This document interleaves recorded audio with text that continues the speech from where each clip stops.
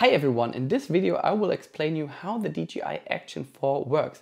I will show you how to turn on the camera, insert a memory card, how to take a video, a photo and transfer all the files onto your phone using the free DJI app. But on top I will also show you how to take great time lapses. I will explain you the difference between a time lapse and a hyperlapse, and I'll show you which kind of accessories are useful to have for this camera. So first of all, I recommend to have one of these small tripods here. This here one is available for about 40 to 50 bucks. It's made from real wood, no joke. That allows you to take great video scenes while you don't have the camera in your hand. You can place it somewhere and film yourself while you walk across a hill or something like this. Then there is a selfie stick that was included in this package. However, if you don't have it in your package, then make sure to get one. You can extend it, and it has a small tripod thread here on the lower side. That means you can place it on top of a tripod and film yourself or take a picture of yourself, including your family. Then I suggest to use an external microphone, either a wireless microphone like I have here by the company DJI, or get this one here for about 50 bucks, but you do need the adapter to be able to attach it to your camera. Then I recommend such a strap here that allows you to take great content while you don't have the camera in your hand. You can either work, do something with your hands, or film yourself while doing windsurfing, for instance. I recommend a power bank in any case. This one here is available with 10,000 or 15,000 milliamperes. It supports two USB Type-C ports, which allows you to charge your camera at the same time while you do a long video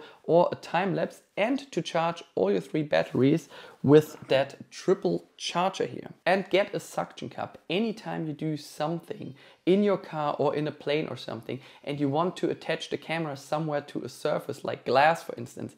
Get a proper suction cup. This one here is the best one I used so far. I used it already for 2 years and it's doing a great job. And there's this desk monopod, which is just stunning because it takes so little space on your desk. You can record yourself. You don't need a proper camera to go live, for instance. Get the DJI Action 4, get this monopod here, and you can film yourself while being at home. You can do a video conference or anything like this just using this monopod. Let me show you the camera from all sides. On this side we have the power button. If we push that for 2 seconds, we turn on the camera. If we push that again, we turn off the camera. Below you can see the USB Type-C port, so you can charge the camera while using it. You can either do that with a power bank, via your car charger, or use the plug from your smartphone. The side door is removed. That means the camera is not protected against dust and splash water. Right here we have a front screen, which is pretty amazing since I can control every setting using now the front display. That wouldn't have been possible with the previous version. We have the lens right here, and you can protect that by either using these filters. In this case that's an ND filter, which takes away some light from the camera.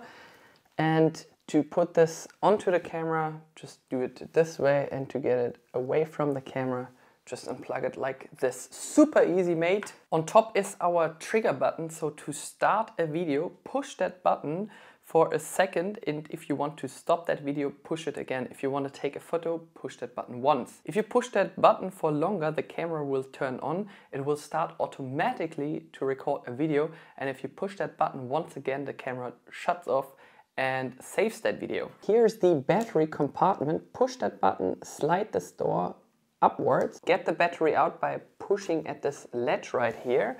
There's the battery itself, and as you can see we have already a memory card inserted into the camera. To get it out, push it, and then this side faces inwards. So the colored side faces inwards while the pins facing outwards. Make sure to get a fast memory card and one that has at least 128 gigabytes.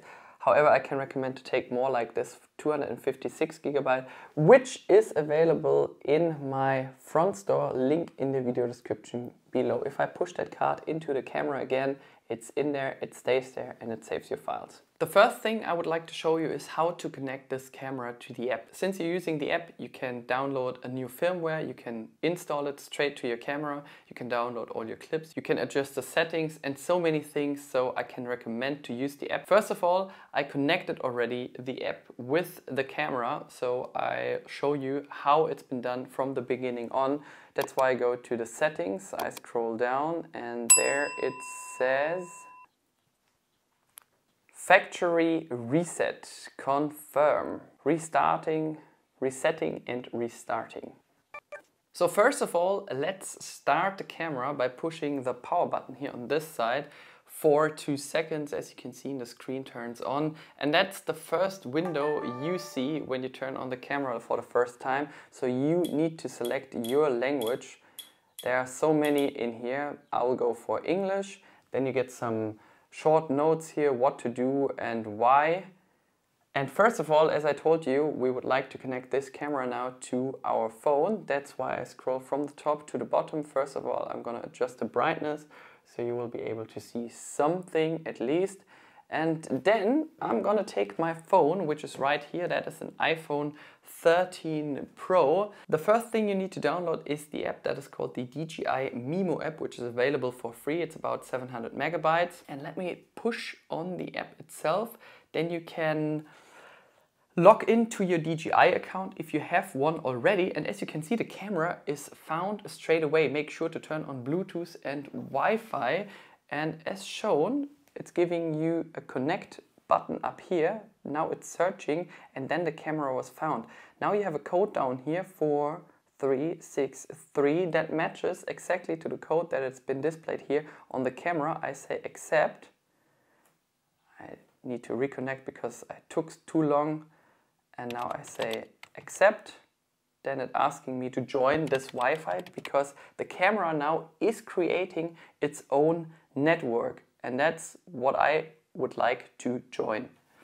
So I place the camera right here and then I turn my phone into this direction so you see everything that the camera sees. And then we can start together. If I tap on the house icon right here, I go into the basic app mode.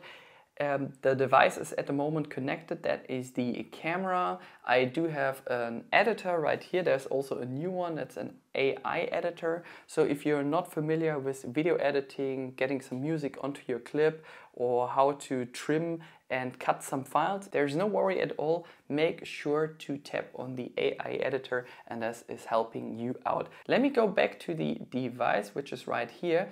And we're now in video mode, which is displayed on this side. And that is kind of the screen you can expect to have while having connected the camera at the first time. So that is the video mode. We are connected to the camera. We have 82% battery left. That is the rock steady mode, that is the image stabilizer. With the current settings, we can record for 11 hours and 29 minutes. And if I would like to change the resolution or frames per second, I can use this icon right here. And it gives me tons of options. I can either record in 1080p, which is 1920 by 1080 pixels, with up to 240 frames per second. The more frames you have, the more easy it is to slow down a video. So it's perfect for slow motion clips. However, the more ambient light is required to get some good content. Otherwise, it will get really grainy. I can also use 120 frames per second, and I guess most of you guys would either use, if you live in the United States, you would probably use 30 or 60 frames per second, and if you live in Europe, it could also be 25 or 50 frames per second. I would say if you just walk through the city and you explain some things to your friends and show your audience around the city, you are good to go with 30 or 60 frames per second. And if you do something like extreme sport or so, take 240 frames per second. The frames per second will reduce the higher the resolution gets. So if I use 2.7K, the maximum frames per second is 120, which is still sufficient to take great slow motion content. I've also 2.7K in 4:3 format. I can use also 4K nowadays with up to 120 frames per second, which is quite stunning for such a small camera. There are three dots right here where we can enter the Pro mode. So if I use the Pro feature, I can also use a loop recording.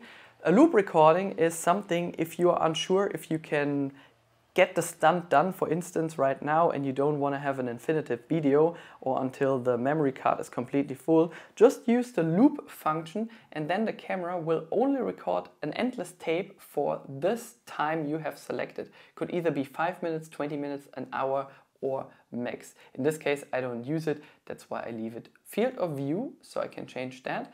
I can use either wide or standard. If I go back to standard, as you can see, the background gets more straight. So I have straight lines instead of this kind of fisheye look. Here is the image stabilizer, which is at the moment set to rock steady, which works for most of the things out there, and it's pretty amazing. I mean, I tested already so many things and it's a really solid image stabilizer. I have also Rock Steady Pro, which is even a better image stabilizer. I can switch it off. I can go and set my own white balance. The color mode is at the moment set to normal, and if you want to record yourself in a lock mode, you can do that by selecting this icon right here. I have an overexposed alert, a histogram, and a time code.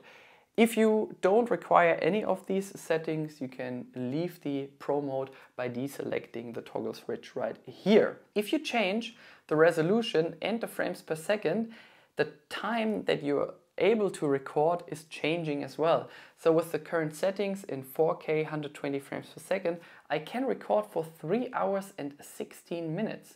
If I change that to 1080p, so a lower resolution, and with the same frame rate, I can record for 4 hours and 35 minutes. If I scroll that down to 60 frames per second, it gives me even 7 hours and 39 minutes. The lower the resolution, the lower the frames per second, the higher your recording time. However, if you want to crop in later in your video content, I can recommend to use the highest resolution. In this case, I would go for 4K.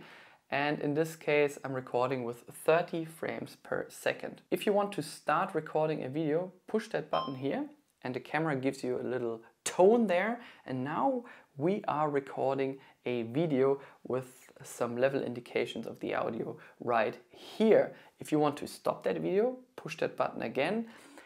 And to give you the answer straight away, no, there's no pause function on this camera. So anytime you record a video, you have to record it, you have to stop it, and if you want to merge them together, you can do that with the internal editor. There is the photo mode. With the current settings, I'll be able to take more than 18,000 photos, and to change the format, you can simply push that button right here.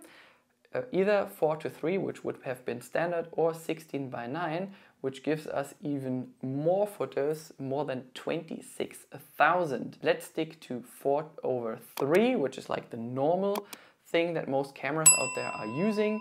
Then we have a countdown of either 0.5 seconds or up to 10 seconds.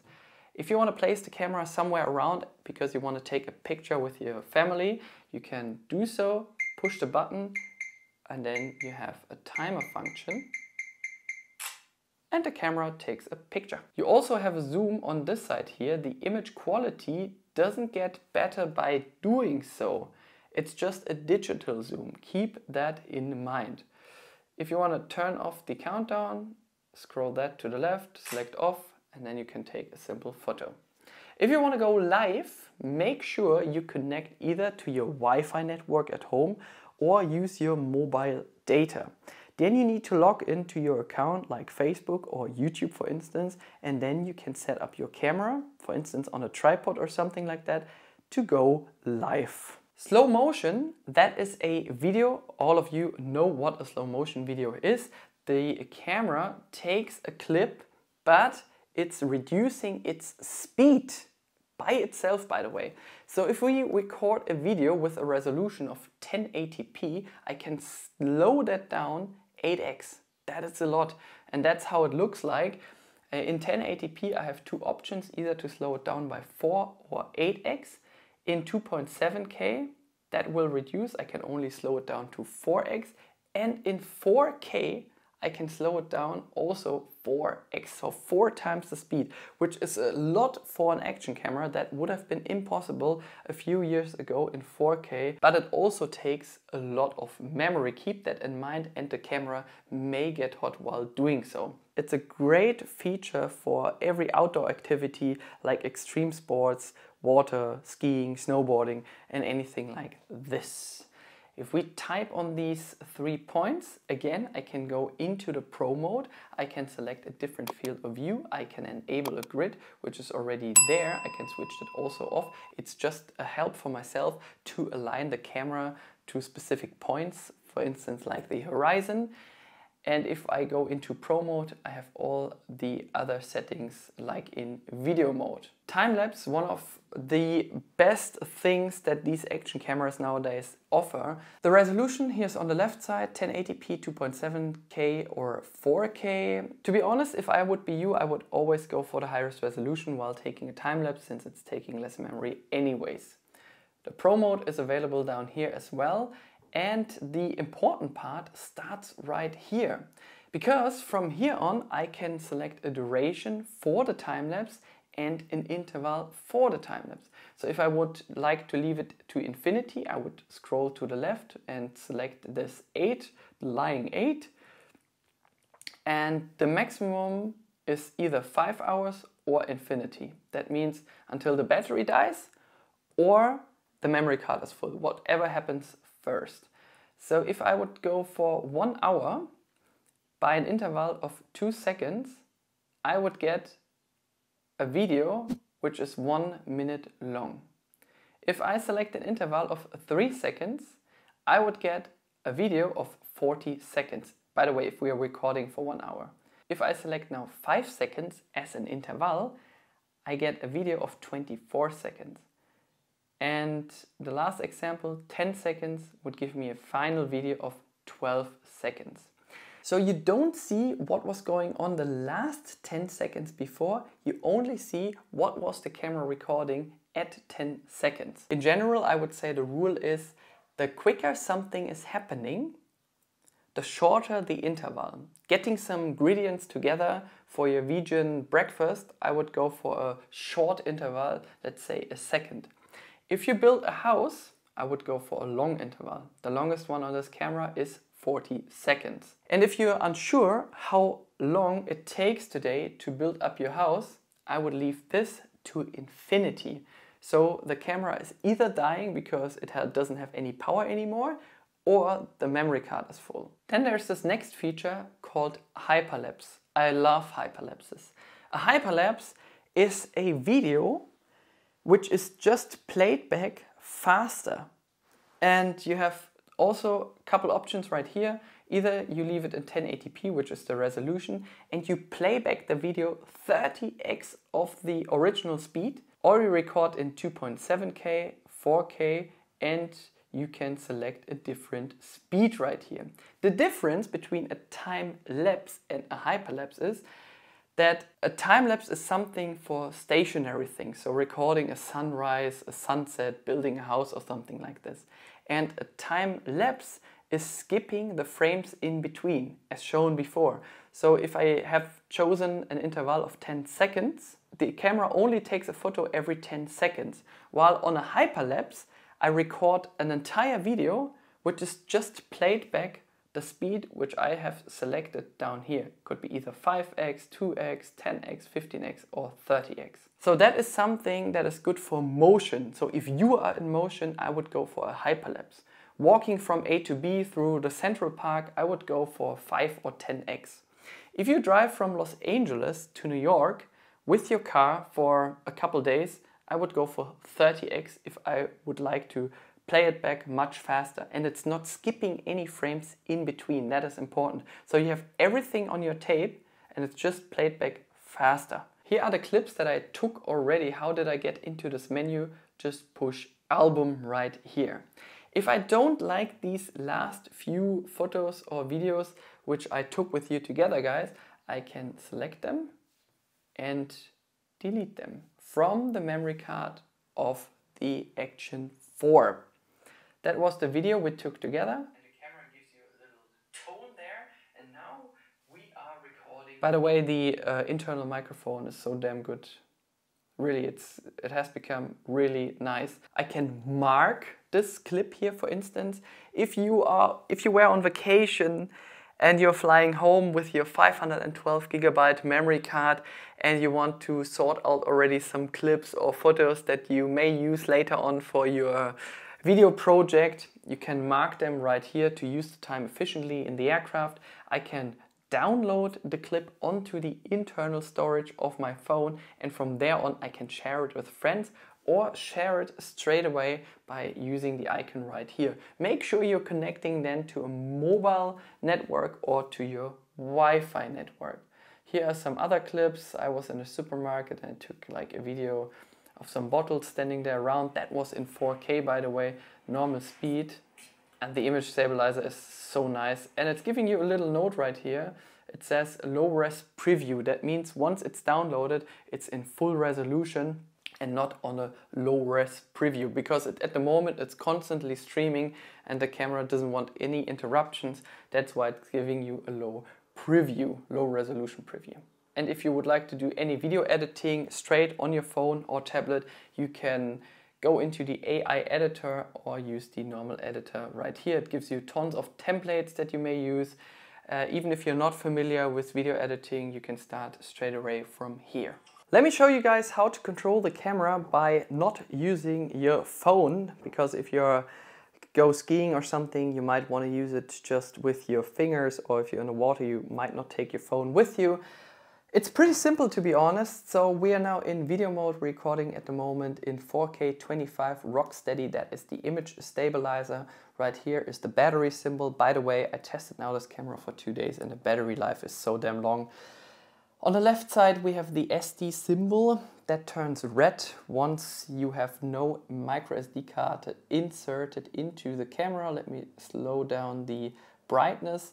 And if I want to go into the playback menu, that is pretty simple. Just push that button right here, or the icon right there. That was a video I recorded a few moments ago. I can increase the speed to go through that video.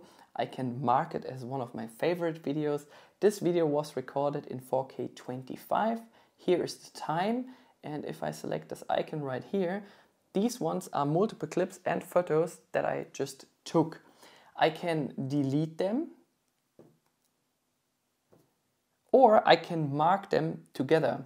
Let's say I don't need them anymore, so I can delete them.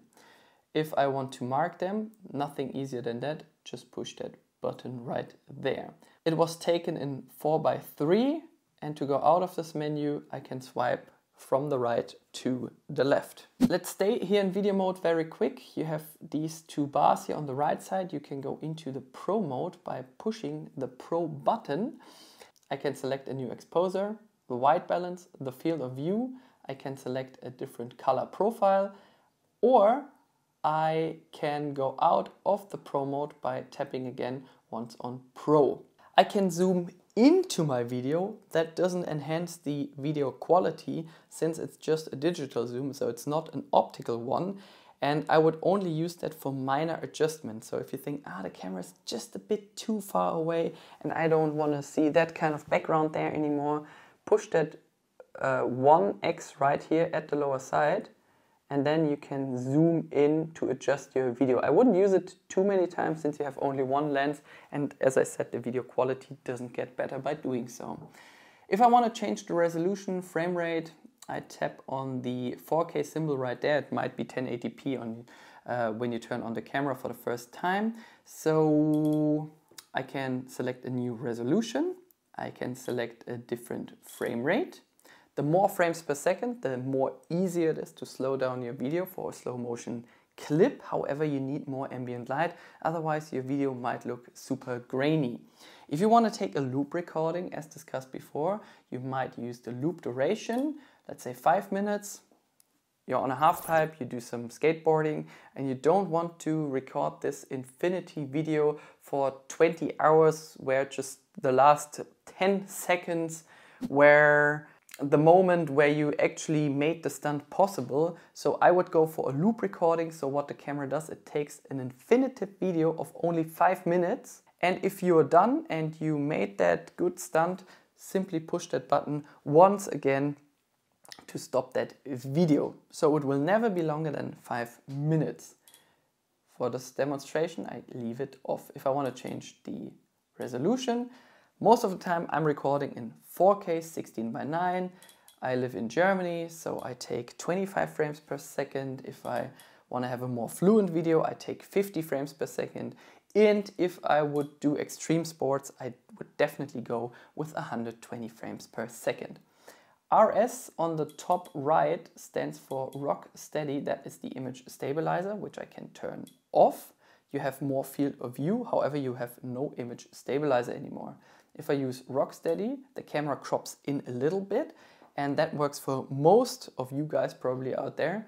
Rock steady plus, if you want to drive down the Rocky Mountains with your bicycle with a couple jumps in between, I would definitely select rock steady plus.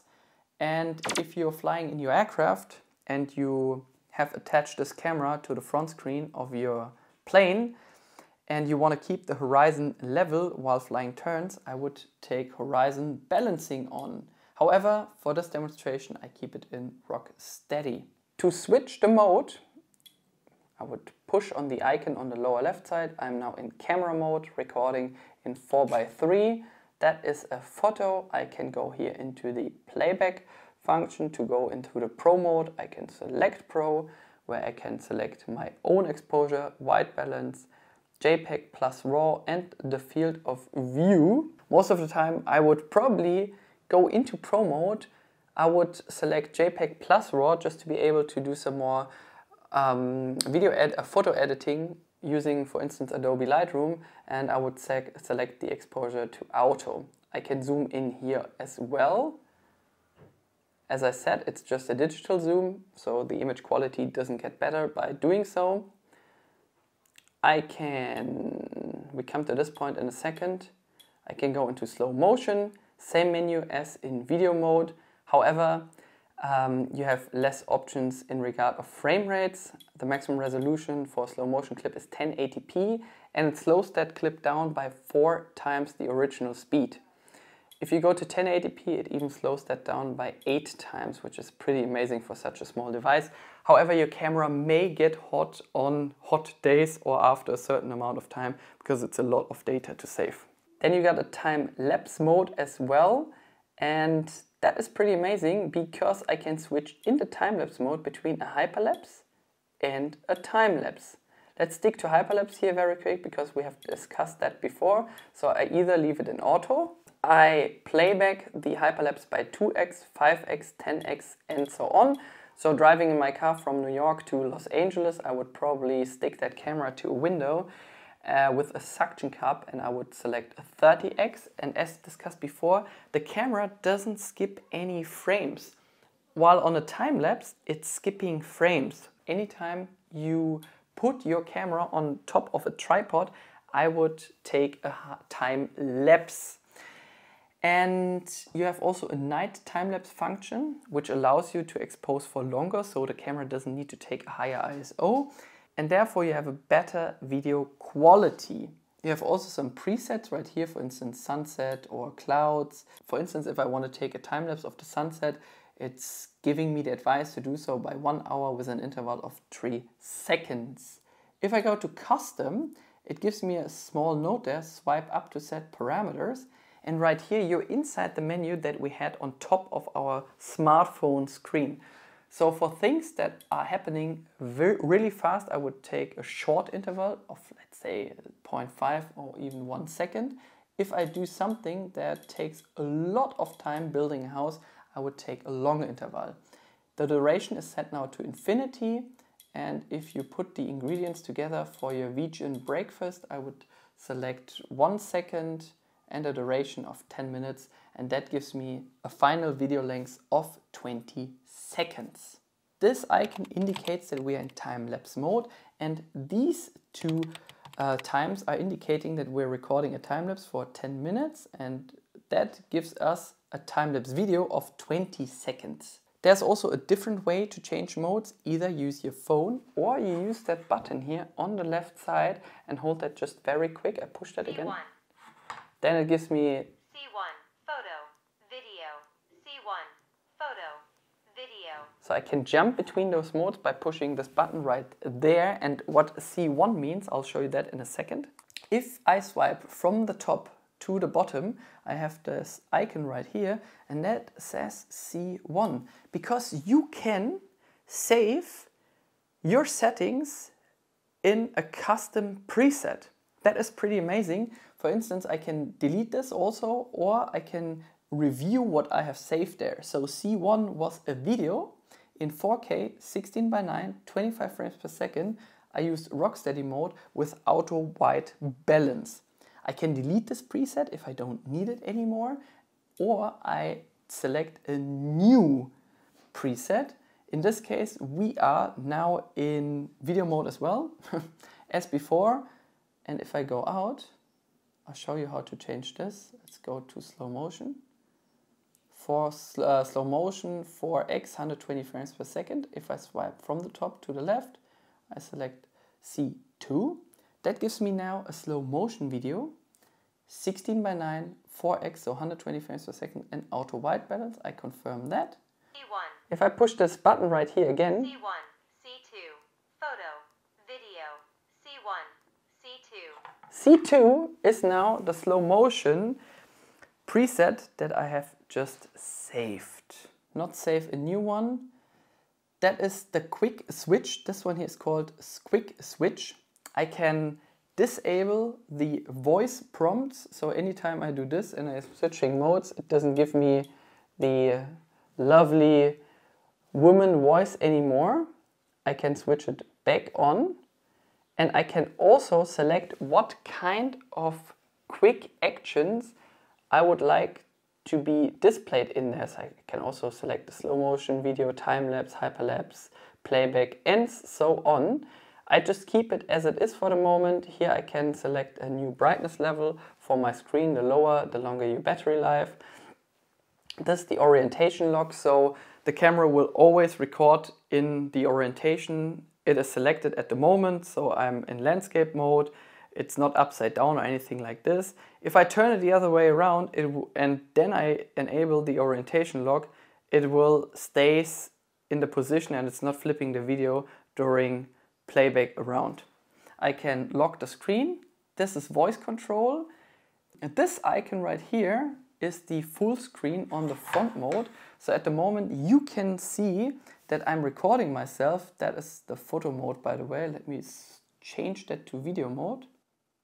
You have full manual control now from the front screen, which is pretty amazing. So I can jump into the playback mode. I can go into the pro mode if I wish to. I can disable the pro mode. I can change the resolution, the frame rate, all from the front screen.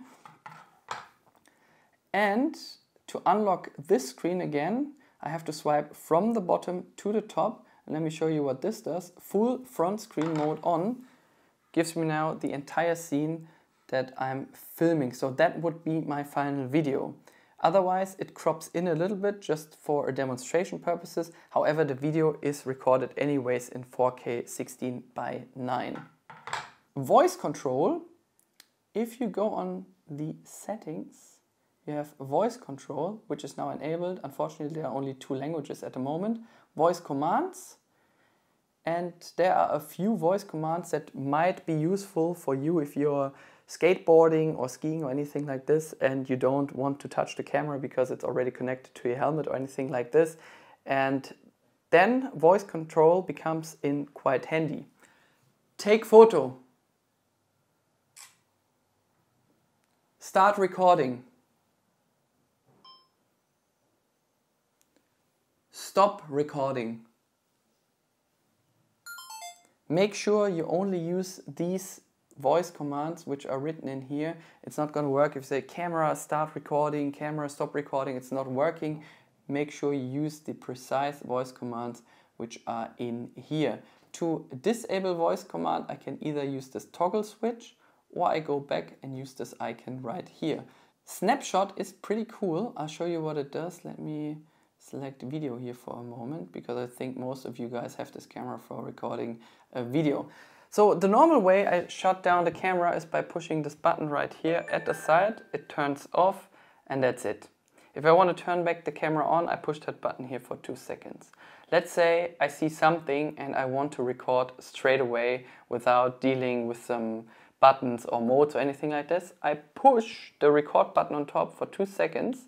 The camera turns on, it starts to record straight away. If I push it again, it stops, it saves that file and shuts off. Let's turn the camera on in a normal way. Go back into the menu, settings. That was snapshot.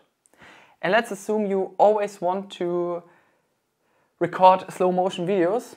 As I said, I saved already a preset for a slow motion clip that was 4K 120 frames per second. I can select this. So if I shut down the camera right now and push this button here for 2 seconds, the camera would straight go into a 4K slow motion scene, and it shuts off automatically if I push this button again. Let's assume I want to always keep video. I will select video. Voice commands, wireless connections. If you have any trouble connecting your phone to that camera, you can enable here wireless info frequency, and you can select also a different password. Video compression, sounds. So if these sound signals are too high for you, you can turn them down, say low or medium. For my video, I will leave it in medium. Go back into settings. Let me see if there's any important thing left. There is a grid, time code, naming management, auto screen off or auto power off. So if you are not using your camera for a moment and you forgot to turn it off, you can select the time when it should power off automatically. I can disable the LEDs. There's one LED in front and one LED here on the back side. So if you have placed your camera behind a window on a small tripod because you want to take a nice time lapse of the night sky, but you don't want to have the mirroring of the LED at your window, make sure to turn off the LED. Horizon calibration, you can select also here a different language, date and time. You can format your SD card by swiping this icon completely to the right with your finger, which I'm not going to do at the moment. And then you have factory reset, so if you want to sell the camera to a friend or someone, then you need to confirm it by restoring all the factory settings. Or you just leave it like it is. Device info gives you like the serial number and stuff.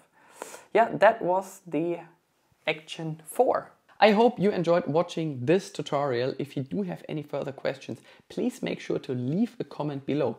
If you'd like to support my channel, you will find the camera and all the accessories I used to record this video using the link provided in the video description below. See you next time. Thanks for subscribing. Thumbs up if you liked this video, and see you next time. Tschüss.